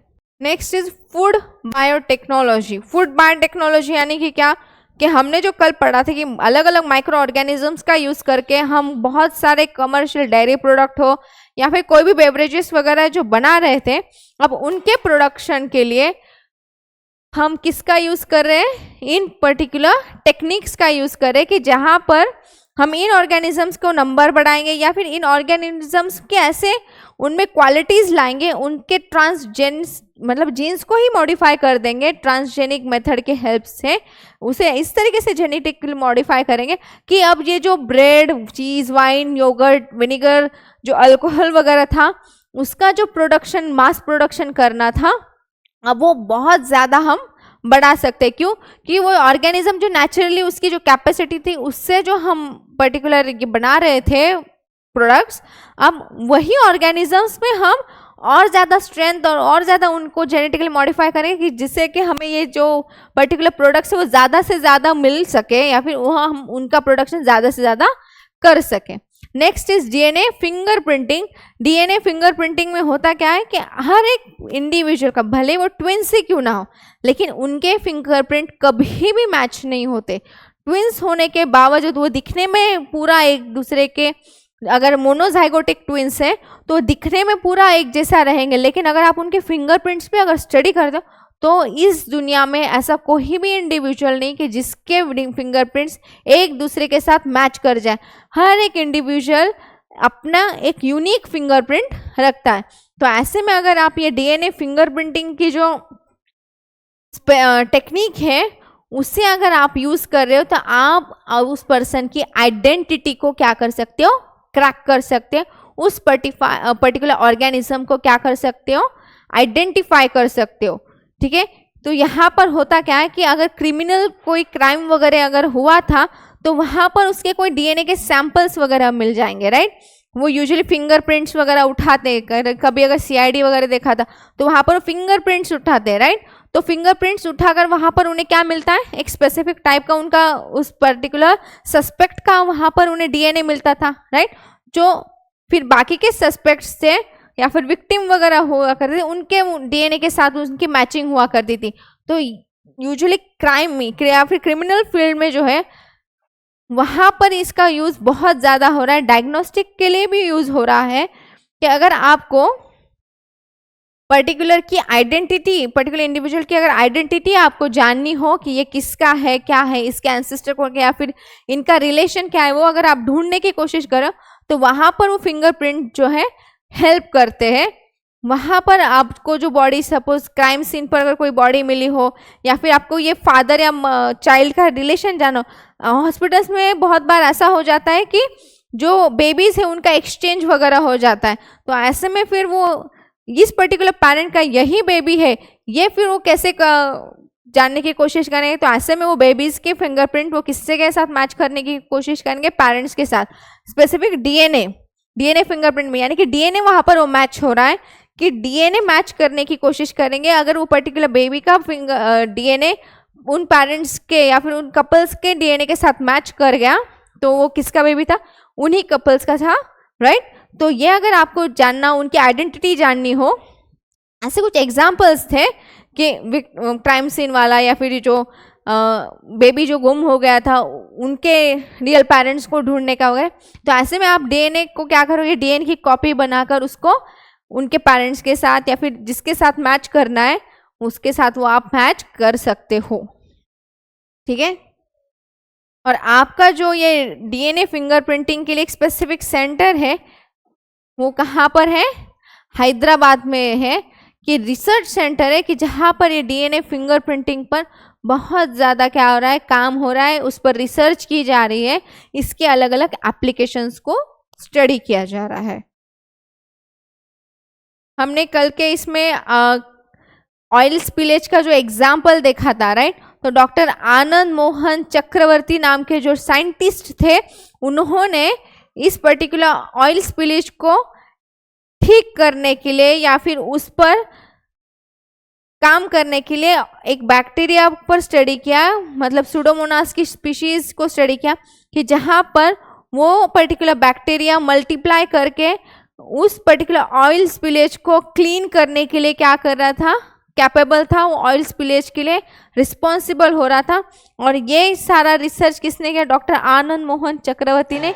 अगर इस ऑयल स्पिलेज को नेचुरल वे में क्योर करने का या फिर उसे क्लीन करने का, अगर ये जो बायो रेमेडिएशन का जो श्रेय किसी को जाता है तो इनको जाता है, क्योंकि इनकी वजह से वो पर्टिकुलर बैक्टीरिया की क्या पता चली, वो पिक्यूलैरिटी, वो स्पेशलिटी सुडोमोनास की पता चली कि हाँ इसके पास भी सुडोमोनास के कुछ ऐसे स्पीशीज है कि जो ऑयल को क्या कर रहे हैं, कंज्यूम कर रहे हैं उनके फायदे के लिए। पर बदले में हमारा क्या फायदा हो गया, ये पूरा जो ऑयल स्पिलेज हुआ था पूरे सीज या फिर ओशंस में, उसे पूरा क्लीन कर दिया जा रहा है without any harm to environment. Environment को हार्म किए बगैर नेचुरल वे में ये पर्टिकुलर ऑयल को क्लीन कर दिया जा रहा है, ठीक है। Next, today we will going to study about the important stages in agricultural development. उसमें पहले आता है आपका green revolution. Green revolution, white revolution, ये नाम आपने बहुत बार सुना है, लेकिन उसके मीनिंग क्या है या फिर हम रेवोल्यूशन क्यों कहते हैं। रेवोल्यूशन यानी कि क्या, कि कुछ तो भी करंट जो स्टेज है उसमें एक बहुत बड़ा बदलाव आता है। जैसे कि आप हिस्ट्री में ऑलरेडी पढ़ चुके हैं इंडस्ट्रियल रेवोल्यूशन वगैरह। तो वहाँ पर हुआ क्या था कि अचानक से इंडस्ट्रियलाइजेशन बढ़ने की वजह से डेवलपमेंट बहुत ज़्यादा हो गई, राइट। तो वैसे ही यहाँ पर भी स्पेसिफिक टाइप के रेवोल्यूशन हुए। ग्रीन रेवोल्यूशन में स्पेसिफिकली आपके कौन से एरिया में चेंजेस आए, एग्रीकल्चरल एरिया में, फार्मिंग में बहुत ज़्यादा चेंजेस आए, नई नई टेक्नोलॉजीज आई, रिसर्च हुआ, जिसकी वजह से जो फार्मिंग का यील्ड था या फिर जो कमर्शियल यील्ड था वो बढ़ाया गया। और इसकी ज़रूरत क्यों पड़ी, जब 20th सेंचुरी में अचानक से पॉपुलेशन बढ़ने लगा ऑल ओवर ग्लोब का या फिर ऑल ओवर वर्ल्ड का। तो ऐसे में जो अंडर डेवलप्ड या फिर डेवलपिंग कंट्रीज थी उनको ज़्यादा प्रॉब्लम फेस करनी पड़ी from farming point of view. अगर आप ही सोचो, अचानक से अगर पॉपुलेशन बढ़ रहा है तो डेली के नीड्स भी तो उस पॉपुलेशन के बढ़ रहे हैं। तो ऐसे में अगर उनकी डेली नीड्स फुलफिल नहीं हो रही, खास करके जो बेसिक नीड्स है, फूड, क्लोथ, शेल्टर, यही बेसिक नीड्स अगर उनकी पूरी नहीं हो रही है तो ऐसे में दिक्कतें आ रही थी। कंट्री डेवलप करेगी भी तो कैसे करेगी, राइट। तो ऐसे में आपके जो साइंटिस्ट थे डॉक्टर नॉर्मन बोरलॉग जो यूएसए से थे और इंडिया से डॉक्टर एमएस स्वामीनाथन, इन दोनों ने फिर इस पर्टिकुलर एरिया में काम करने की शुरुआत की, इस प्रॉब्लम को सुलझाने की कोशिश की कि जिसमें उन्होंने कम समय में ज़्यादा से ज़्यादा क्रॉप का यील्ड कैसे ला सकते हैं, कम जगह पर हम ज़्यादा से ज़्यादा क्रॉप्स लगाकर हार्वेस्ट कैसे ज़्यादा से ज़्यादा कर सकते हैं, इस पर फोकस किया।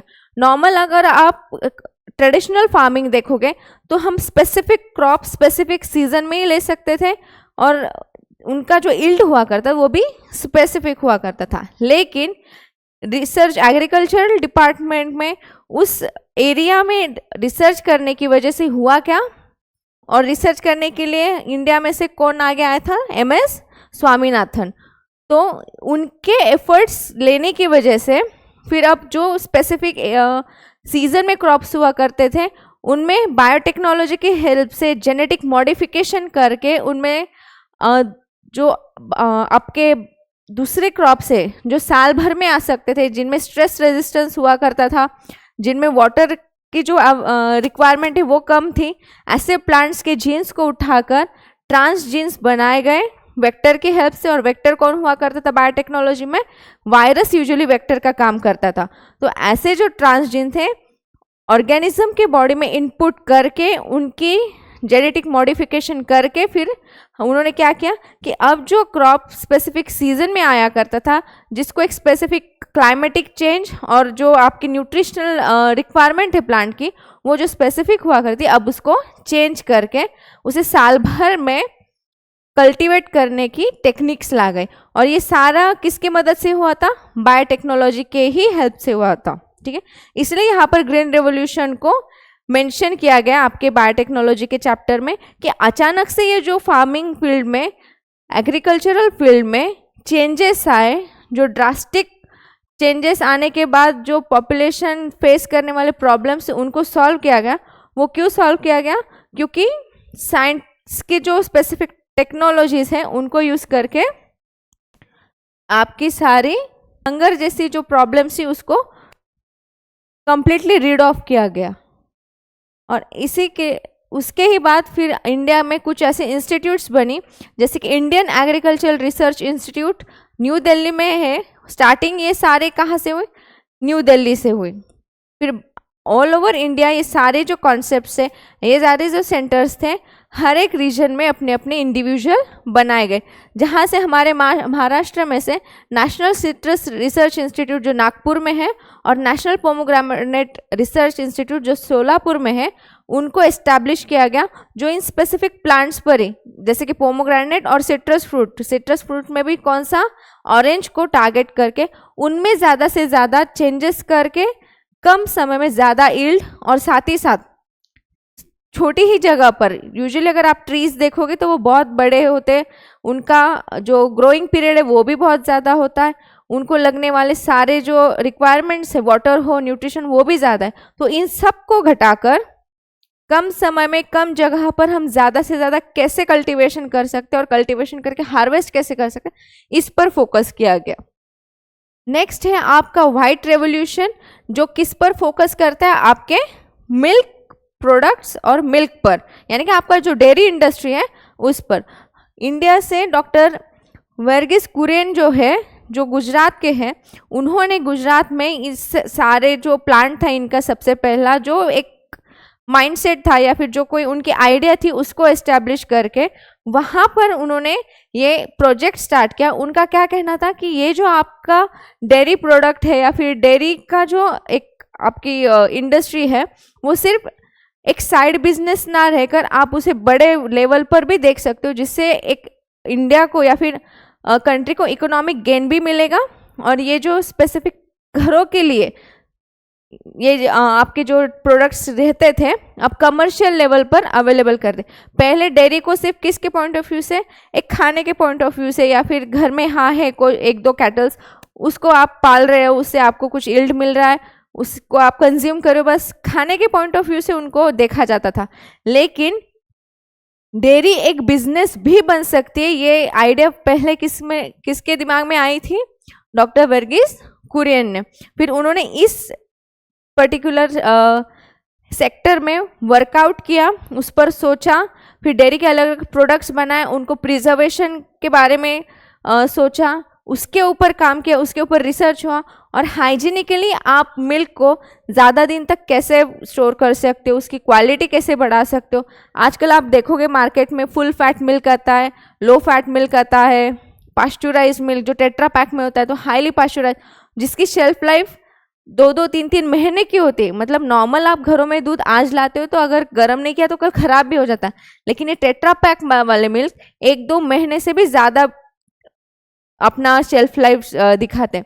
तो ये सब क्वालिटी हम कैसे बढ़ा सकते हैं, इस सेक्टर में इन्होंने काम किया, जिसकी वजह से हुआ क्या कि एक डेयरी का एक सेपरेट बिजनेस स्टार्ट हुआ, और जिसकी वजह से जो भी एग्रीकल्चरल एक्टिविटीज़ पर डिपेंड रहने वाले फार्मर्स हैं उनको एक दूसरा ऑप्शन मिला कि फार्मिंग के साथ साथ वो डेयरी पर भी फोकस करके अपना इकोनॉमिक स्टेटस बढ़ा सके। और साथ ही साथ अल्टरनेटली इसका फ़ायदा किसको हो रहा है?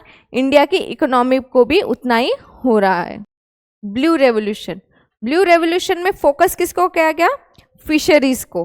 फिशरीज़ में भी फिर आपके सबसे ज़्यादा जो कंज्यूमर कंज्यूम करने वाले, लोकल मार्केट में कंज्यूम होने वाले जो फिशेस थी, जैसे कि कटला, रोहू, पॉम्फ्रेट वगैरह, और इसके अलावा जो प्रॉन्स वगैरह आप कंज्यूम करते हो, इन पर फोकस किया गया। और यहाँ पर जो गवर्नमेंट लेवल पर जो काम किया गया उसको क्या नाम दिया गया? नील क्रांति मिशन 2016, NKM 60। यहाँ पर जो आपका 50% जो यील्ड है उसको 50 से 100 कैसे लाया जाए, इस पर उन्होंने टारगेट किया। यहाँ पर फिर आपके जो fresh water as well as जो मरीन वाटर फिशेस थी, उन दोनों को भी कल्टीवेट करने की या फिर उनको ग्रो करने के लिए, उनके प्रोडक्शन बनाने के लिए पाइसीकल्चर के इस प्रोजेक्ट को लॉन्च किया गया था। ठीक है, यहाँ पर फिर आपके सारे जो फिशेस है, सी फूड जो आप ज़्यादा से ज़्यादा पसंद कर, जैसे कि रोहू, कटला, श्रिम्प, लॉबस्टर्स, क्रैब्स वगैरह भी आते हैं इसमें, कि इनका कमर्शियल यील्ड बढ़ाया गया। Next is fertiliser. अगर आप फर्टिलाइजर्स कह रहे हो तो फर्टिलाइजर्स में इम्पॉर्टेंट क्या है आपका? NPK, nitrogen, phosphate and potassium. Nitrogen, phosphate, potassium एक बेसिक न्यूट्रिशन या फिर मिनरल्स है जो प्लांट्स ज़्यादा से ज़्यादा यूज़ करते हैं। नाइट्रोजन को आप कैसे अवेलेबल करवा के दे सकते हो नेचुरल वे में? बायो फर्टिलाइजर्स का यूज़ करके। बायो फर्टिलाइजर्स में फिर आता कौन है? आपके अलग अलग तरीके के बैक्टीरिया और अलगी। कल हमने देखा था एनाबिना, नॉस्टॉक, फिर क्लोरेला जैसे कुछ अलगी आ रही थी, कि जो कर क्या रही थी कि नेचुरल एनवायरनमेंट में जितना भी नाइट्रोजन है उसको नाइट्रोजन साइकिल से पास करके फिक्स करके इन प्लांट्स को अवेलेबल वो करवा दिया जा रहा था, राइट।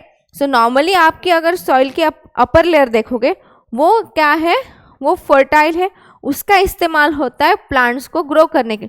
सॉइल्स के भी अलग अलग लेयर है, आपने ज्योग्राफी में कभी भी पढ़ा होगा कि सॉइल्स के टॉप लेयर, मिडिल लेयर और बॉटम लेयर वगैरह होती है। फिर आपका आता है कोर पार्ट, तो इसी में जो सॉइल के टॉप लेयर है जिसमें ज़्यादा से ज़्यादा आपको ये क्या मिलते हैं, न्यूट्रिएंट्स देखने मिलते हैं, राइट। तो सिंथेटिक फार्मिंग में या यूजुअली इनऑर्गेनिक फार्मिंग होता क्या है कि ये जो एनपीके है केमिकल फॉर्म में प्रोवाइड किया जाता है, लेकिन केमिकल का यूज़ ज़्यादा करने की वजह से सॉइल की जो फर्टिलिटी है, सॉइल की जो क्वालिटी है वो कैसे होने लगी, खराब होने लगी। तो ऐसे में उसका दूसरा ऑप्शन फिर क्या लाया गया, आपके बायो फर्टिलाइजर्स। तो बायो फर्टिलाइजर्स में हमने पहले डिस्कस किया है कि वो एनवायरनमेंट के पॉइंट ऑफ व्यू से बेस्ट भी है और साथ ही साथ जो नेचुरली एयर में प्रेजेंट मॉलिक्यूल्स है बस उसी को कन्वर्ट करके वो प्लांट्स को प्रोवाइड कर रहे हैं। तो ऐसे में एक अभी के लिए नई टेक्निक भी आई है हाइड्रोपोनिक करके, कि जहाँ पर सॉइल की जगह वाटर का यूज़ ज़्यादा से ज़्यादा किया जा रहा है प्लांट्स को ग्रो करने के लिए, और उसमें ज़्यादा से ज़्यादा फिर क्या यूज़ किया जा रहा है, लिक्विड केमिकल्स। लेकिन उसका एक ड्रॉबैक ये है कि सॉइल तो यूज़ नहीं हो रही, वाटर यूज़ हो रहा है, तो अब सॉइल नहीं है मतलब न्यूट्रिएंट्स भी नहीं है, तो प्लांट्स को लगने वाले जितने भी न्यूट्रिएंट्स हैं वो आर्टिफिशियली आपको वाटर में डालने होंगे, फिर वो प्लांट उसको कंज्यूम करेगा, ग्रो करेगा, फिर आप उसे हार्वेस्ट करोगे, राइट। ये नॉर्मल कंडीशन है। लेकिन अब इसी जो न्यूट्रिएंट है इसी को आप केमिकल फॉर्म में जब वाटर में डाल रहे हो, तो अगर आप उसकी क्वांटिटी पर ध्यान नहीं दिया या फिर वो कम ज़्यादा हो गए तो ऐसे में वो आप कंज्यूम करोगे, या फिर कुछ एनिमल्स है, अगर एनिमल के पॉइंट ऑफ व्यू से आप कुछ प्रोडक्ट्स बना रहे हो, फिर कुछ प्लांट्स ग्रो कर रहे हो तो वो कंज्यूम करेंगे। अगर वो प्लांट कंज्यूम कर रहे हैं मतलब किसी ना किसी वे में वो केमिकल भी उनकी बॉडी में जा रहे हैं, क्योंकि अगर आप सॉइल के बिना वाटर में पूरा प्लांट ग्रो कर रहे हो तो वो उसके नेचर के कम्प्लीटली अपोजिट है कि सॉइल में ग्रो होने वाले प्लांट को अब आप वाटर में लेकर आए हो, उसके लिए भी चेंज, तो वो प्लांट सर्वाइव करें इसके लिए आप उसको सारी चीज़ें मतलब प्रॉपर क्लाइमेट, एनवायरनमेंट, न्यूट्रिएंट सभी प्रोवाइड कर रहे हैं, और इन सब को आर्टिफिशियल वे में प्रोवाइड कर रहे हो, मतलब हो क्या रहा है कि केमिकल्स को डाल रहे हो। अब ये केमिकल्स प्लांट्स के जरिए आपके बॉडी में जा रहे हैं, और आपको फिर क्या हो रहा है, इसका साइड इफेक्ट या फिर इसका ड्रॉबैक को फेस करना पड़ रहा है, राइट। क्योंकि हार्मफुल केमिकल एक बार ये फूड चेन में आ गए किसी ना किसी वे में, तो फूड चेन में आने की वजह से उसका फिर क्या होता है, बायो मैग्निफिकेशन होता है।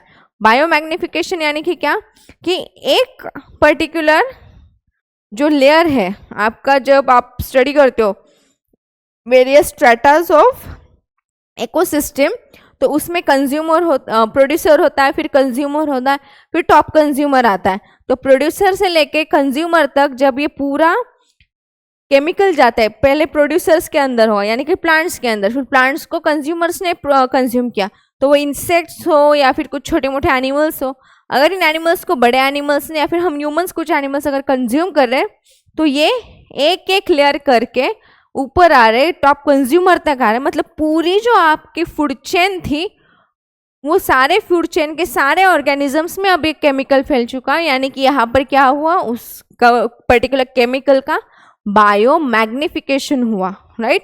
तो ऐसे में ये जो टेक्निक्स है वो हमारे लिए फायदेमंद भी है, लेकिन अगर आप उसकी दूसरी साइड देखोगे तो उसमें अगर केमिकल्स पर प्रॉपर नज़र ना रखे गए या फिर उनके जो क्वांटिटी में थोड़ा भी कोई कम ज़्यादा हो गया, तो ऐसे में चांसेस है कि वो केमिकल्स फूड चेन में एंटर करके बायो मैग्नीफाई होके ऑर्गेनिजम्स की लाइफ को डिस्ट्रॉय कर जाए, राइट। तो इसी के लिए बेस्ट ऑप्शन क्या है कि आप बायो फर्टिलाइजर्स यूज़ करो।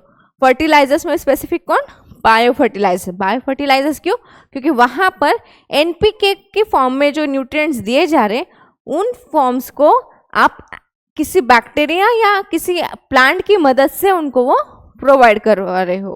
Next is insecticide. इंसेक्टिसाइड क्यों, क्योंकि बहुत सारे ऐसे पेस्ट है, बहुत सारे ऐसे इंसेक्ट्स हैं जो क्रॉप पर अपना क्या कर रहे हैं, लाइफ साइकिल या फिर अपना पूरा लाइफ साइकिल दिखा रहे हैं, वहाँ पर ग्रो करे, उसे कंज्यूम करे, और उनका नंबर फिर बढ़ने की वजह से प्लांट्स को या फिर जो क्रॉप की यील्ड है उसको अफेक्ट कर रहा है, उसकी ग्रोथ को वो रुका रहा है।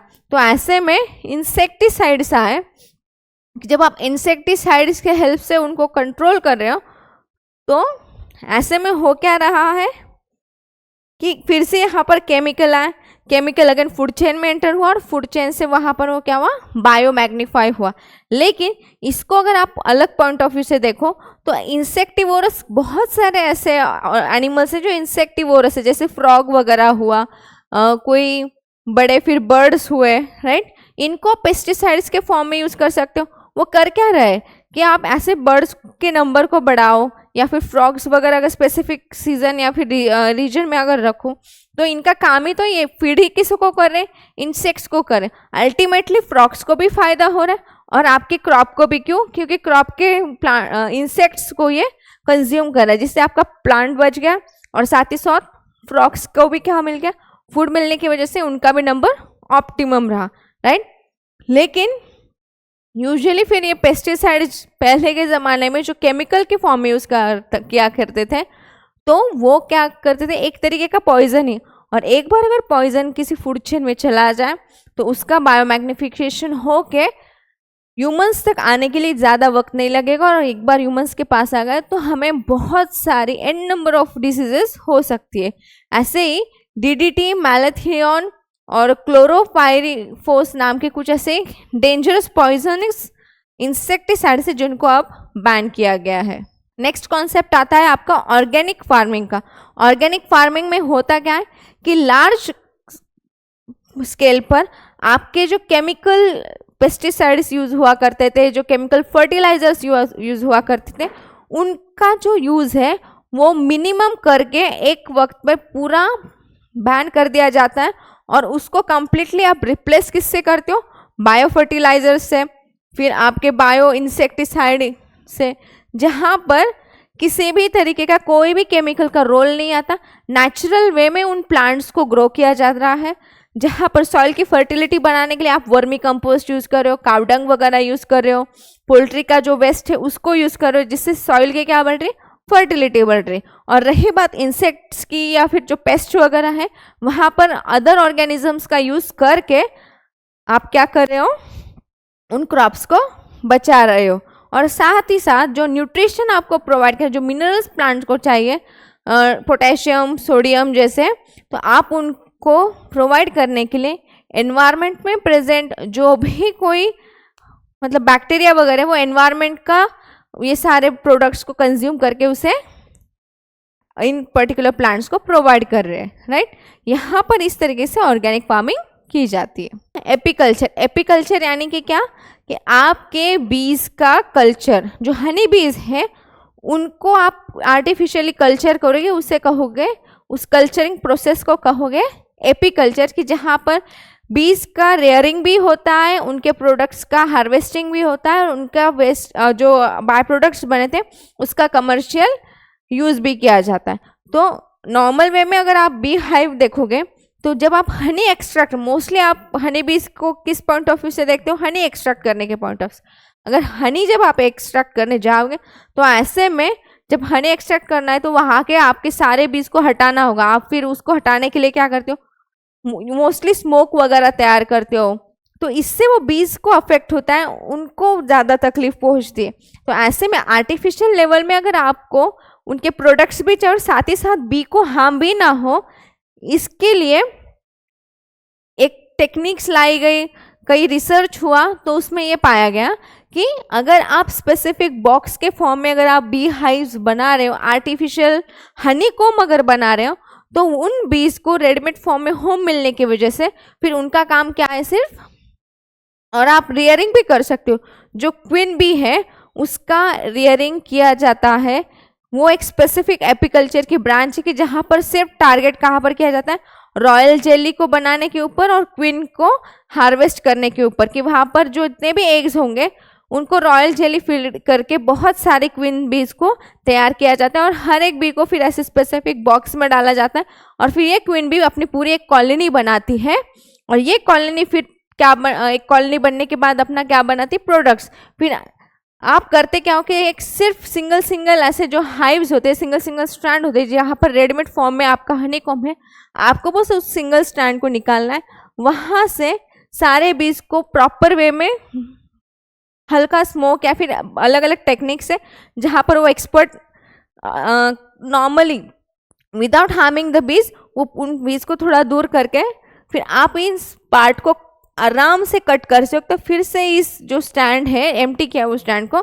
उस बी हाइव में डाल सकते हो। इससे हुआ क्या कि आपको आपका प्रोडक्ट्स भी मिल गए, मतलब बी वैक्स मिल गया, हनीकॉम मिल गया, रॉयल जेली भी बहुत थोड़े ज़्यादा मामले में आपको मतलब क्वांटिटी में मिल गई, लेकिन साथ ही साथ बीज को भी कोई नुकसान यहाँ पर नहीं हुआ। ठीक है, नेक्स्ट आता है आपका कल्टीवेशन ऑफ मेडिसिनल प्लांट। हमारे इंडिया में आयुर्वेदा ये एक बहुत बड़ी ब्रांच होती थी मेडिकल साइंस की, कि जहाँ पर सिर्फ और सिर्फ प्लांट्स को फोकस किया जाता था, कि प्लांट्स के मेडिसिनल जो प्रॉपर्टीज़ है उस पर स्टडी हुआ करता था, और उस प्लांट को मेडिसिनल उसकी प्रॉपर्टी यूज़ करके अलग अलग तरीके की जो बीमारियां हुआ करती थी उसको क्योर किया जाता था, वो भी जड़ से क्योर होती थी। तो ऐसे जो मेडिसिनल प्लांट्स है उसको मास वे में कल्टीवेट करने की जो ब्रांच है वहाँ पर आता है फिर मेडिसिनल प्लांट का कल्टीवेशन। अभी हाल फिलहाल में हम एलोपैथी के ज़्यादा क्लोज जा चुके हैं, लेकिन अगर हम स्टार्टिंग से आयुर्वेदिक मेडिसिन हो या फिर आयुर्वेदा को हमारे लाइफ में इनकलकेट करें तो हमें बीमारियां होगी नहीं, और हुई भी तो उसको क्योर भी हम बहुत जल्दी कर सकते। तो ऐसे में बहुत सारे प्लांट्स आते हैं कि आप उसको कल्टीवेट करके उससे जो प्रोडक्ट्स मिलने वाले हैं या फिर उस प्लांट के बहुत सारे जो पार्ट हैं उसको मेडिसिन बनाने के लिए आप उसको यूज़ कर सकते हो, राइट। तो ऐसे में जो specific plants he, for example यहाँ पर अडूसा दिया है, हम अपने आसपास देखते हैं नीम वगैरह है, तुलसी है, ऐसे जो स्पेसिफिक आयुर्वेदिक प्लांट्स है उसका इस्तेमाल आप अलग अलग जो बीमारियां हैं उसको ट्रीट करने के लिए यूज कर सकते हो, राइट। तो इनको कमर्शियली भी ग्रो किया जा सकता है। पहले तो ये सिर्फ किसी के घरों में ही दिखा करती थी, लेकिन अभी के लिए इसको कमर्शियल पॉइंट ऑफ व्यू से भी देखा गया है कि आप इन प्लांट्स को as an agricultural activity consider करके उनको ग्रो कर सकते हो, जिससे आपको भी इनकम का सोर्स मिल जाएगा और साथ ही साथ आयुर्वेदा में यूज होने वाले ये जो प्रोडक्ट्स हैं उसको फिर क्या कर सकते हो आप, उन कंपनीज को या फिर उन लोगों को ये पर्टिकुलर प्लांट्स प्रोवाइड कर सकते हैं उनकी मेडिसिन वगैरह रेमेडीज बनाने के लिए। नेक्स्ट है आपका फूड प्रोसेसिंग। नेक्स्ट है आपका फूड प्रोसेसिंग। फूड प्रोसेसिंग में होता क्या है कि एक फ्रूट जो है वो एक पेरिशेबल मटेरियल है आपके ट्रीज का या फिर पेरिशेबल प्रोडक्ट है आपके ट्रीज का। क्या अगर पेड़ से वो फ्रूट तोड़ा गया और फिर उससे डिटैच किया गया तो थोड़े ही दिनों में उसका क्या होने लगता है, रॉटिंग होने लगता है, वो सड़ने गलने लगता है। उसकी जो शेल्फ लाइफ है एक स्पेसिफिक टाइम के लिए। लेकिन अगर आप इसी फ्रूट को अगर किसी चीज़ में कन्वर्ट कर दो या फिर उसकी प्रोसेसिंग कर दो, जैसे कि जाम है, जेलीज है, फिर आप जो टिन के पैक्स आते हैं उसमें अगर आप प्रिजर्व कर रहे हो कुछ प्रिजर्वेटिव्स में, तो आप उनकी शेल्फ लाइफ तो बढ़ा ही रहे हो, साथ ही साथ ऑल सीजन में आप फिर उसका क्या कर ले सकते हो, मज़ा ले सकते हो। क्यों? क्योंकि अगर आप फॉर एग्जांपल मैंगो कंसिडर करें तो मैंगो सिर्फ आपको समर में देखने मिलता है, राइट। कुछ मैंगो की वैरायटीज़ हैं जो साल भर में आती हैं, लेकिन नॉर्मली आप जो देखोगे मैंगोज का जो कल्टीवेशन होता है वो सिर्फ आपको समर में देखने मिलेगा। लेकिन अगर आप इसी मैंगो के पल्प को प्रोसेस करके पैक करके अगर आप स्टोर कर रहे हो तो आप उसे साल भर में यूज़ कर सकते हो, राइट। तो कुछ ऐसे फ्रूट्स हैं कि जिसको हम ड्राई करते हैं, सॉल्टिंग करते हैं या फिर शुगर के कोट्स लगाते हैं, तो उस जैसे कि आंवला का वगैरह आपको कैंडी मिलता है, उस आंवला को कम्प्लीटली डिहाइड्रेट करके उसको सॉल्ट या शुगर का कोटिंग करके फिर आप वो कैंडी वगैरह का कैंडी को फॉर्म में उसे एंजॉय कर सकते हो। या फिर मुरब्बा वगैरह है, या फिर कुछ फ्रूट की पाउडर्स वगैरह भी बनती है, राइट। तो ऐसे में ये पाउडर के फॉर्म में या फिर किसी टिन पैक में या फिर पल्प के फॉर्म में, जूस के फॉर्म में आप ये पर्टिकुलर फ्रूट को यूज़ कर सकते हो। वहाँ पर उस फ्रूट को प्रोसेस करके उसके जो अलग अलग फॉर्म से उसमें कन्वर्ट करके फिर आप उसे साल भर में क्या कर सकते हो, यूटिलाइज कर सकते हो, राइट। और यही जो प्रोसेसिंग की एक फील्ड है, इसमें भी फिर क्या हुआ, आपको एक नई ब्रांच मिली कमर्शियल यील्ड के पॉइंट ऑफ व्यू से।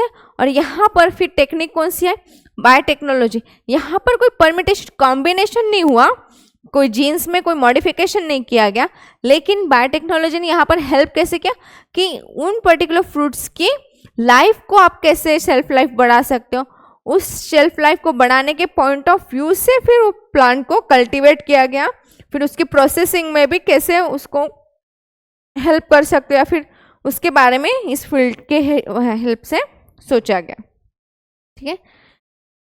यहाँ तक हमने बायोटेक्नोलॉजी के कहाँ कहाँ पर रोल है, कैसे कैसे रोल है, उस पर फोकस किया। तो ये सारे मतलब एग्रीकल्चर फील्ड से बायोटेक्नोलॉजी, उसका मेन एप्लीकेशन कहाँ देखा आपने, फार्मिंग के फील्ड में देखा, साथ ही साथ मेडिसिनल फील्ड में भी देखा, राइट। क्योंकि फार्मिंग में इसका जो योगदान था वो बहुत ज़्यादा था, कम समय में आपको ज़्यादा से ज़्यादा कल्टीवेशन मिल रहा था, good quality of food and vegetables मिल रहे थे, और साथ ही साथ इसका फ़ायदा किसको हुआ, इंडियन इकोनॉमी को हुआ और फार्मर्स को भी हुआ, क्योंकि वो ग्रो कर रहे थे, ठीक है। तो बायोटेक्नोलॉजी के ये सारे चैप्टर्स के छोटे मोटे पॉइंट्स आपको समझ में आए होंगे। मिलते हैं नेक्स्ट चैप्टर में।